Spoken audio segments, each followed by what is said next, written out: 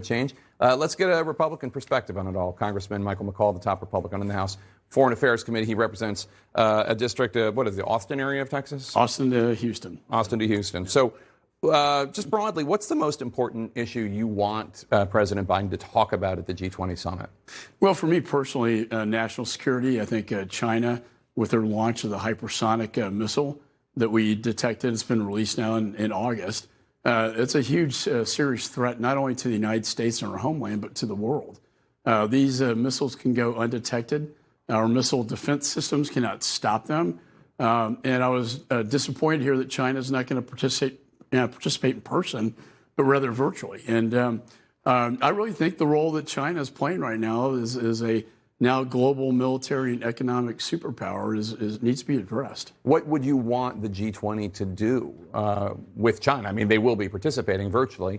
I'm not sure what they're trying to convey with that. Maybe that they don't have to go, or maybe because of the pandemic that originated there. But in any case, what do you want the other 19 nations to do? Well, I think the Sputnik moment needs to be addressed by the international community. And we need to look at, international treaties.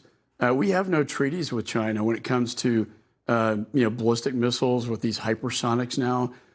Their capabilities actually exceeded what our intelligence community thought they were capable of doing. And I think the world stage needs to address this threat. We have a New START with Russia. We need to come a New START agreement that includes both Russia and China when it comes to nuclear weapons. And we don't have that with China right now. What are you looking for in the UN climate conference, both as a U.S. congressman and as a congressman from Texas, which obviously a lot of your economy depends on fossil fuels?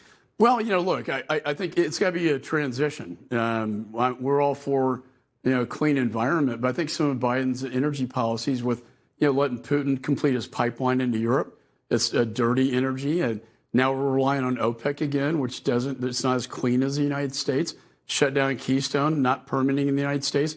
We were a large #1 exporter of energy. Now we're going back to being reliant on other countries. I do think that if they're going to talk about this, and I think it should be talked about, climate's important. But if you're going to do that, why is China not being held accountable to the same standards as all of the other nations? And you know why? Because under the Paris agreements, they were treated as a developing nation.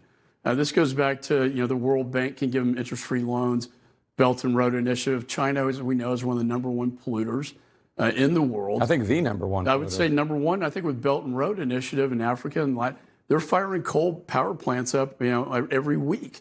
If this is not addressed, it's really an issue of, I'm just more pragmatic about this. What's going to really work?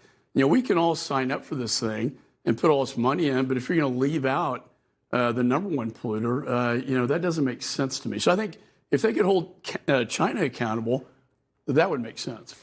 Speaking of China, CNN's Will Ripley got an exclusive interview with the president of Taiwan earlier this week, in which she publicly disclosed, surprisingly perhaps, that there are U.S. troops in Taiwan providing training. And China, the government, obviously took umbrage, restated its opposition to any official military contact between the U.S. and Taiwan. This is a potentially very dangerous combustible situation. Yeah, it's China's on a sprint right now with Taiwan. They took over Hong Kong, I think, after Afghanistan. I think both Putin and President Xi see weakness, and they're looking at Taiwan right now. I think the nuclear submarine deal was a positive thing to the administration. The one with Australia. With Australia and the Brits, but that's going to take years to implement. And so I got a classified briefing on this, not privy to talk about this a lot on national TV, but it was chilling in terms of the influence that China has over the island, what they've done in terms of circling the island, and the disparity in terms of weapon systems. Taiwan needs an asymmetric warfare system, just like what Beijing has done to us with the hypersonic. And that was a wake-up call, the hypersonic, that if we don't show deterrence, against China with Taiwan, they will take it over. And so I think deterrence is really the key here. And the Indo-Pacific Command that we got briefed by, they're aware of that. The administration's aware of it.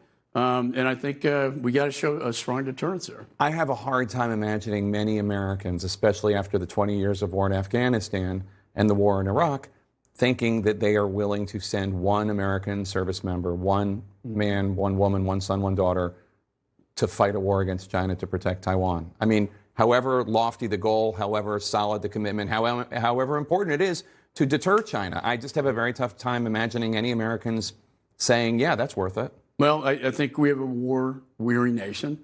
That point was very much brought up. The American people, at the end of the day, would they be willing to go to war with China over Taiwan? And we can talk about the democracy and freedom issues, the fact that Taiwan is a great intelligence asset for us in the region. But if we don't show that deterrence, if it gets to that breaking point where all of a sudden the CCP is moving in, are we really going to be there as a nation and our allies to stop it? And lastly, speaking of Afghanistan, tomorrow marks 2 months since the U.S., the last plane left that country. In a speech today, U.S. Government Special Inspector General blasted both the state and defense departments for withholding information since at least 2015. So this is both, or not both, it's Biden, Trump, and Obama, about warning signs that could have predicted what took place. Have you found the Pentagon and State Department, generally speaking, transparent, cooperative when you've had hearings or participated in hearings? Well, I applaud the IG, the watchdog's efforts here, and they have been withholding information. They haven't been transparent with Congress, not just in the last summer, as you and I've talked a lot about, but also for the last, 20 years. Maybe 20 years, yeah. Right? And we need a candid assessment of that, just like with the evacuation itself. I think it's important. I've asked my chairman, I'm ranking member, to hold a full investigation on this. We've had some hearings. But I've hired actually a former CNN reporter to do our investigation into what happened last summer. How did it get so wrong, as you said on air? How did this whole thing get so wrong where we left so many Americans behind, so many of our Afghan partners behind that are surely now probably most likely going to be executed by the Taliban? Congressman Michael McCaul, it's always good to have you here. Thank you so much.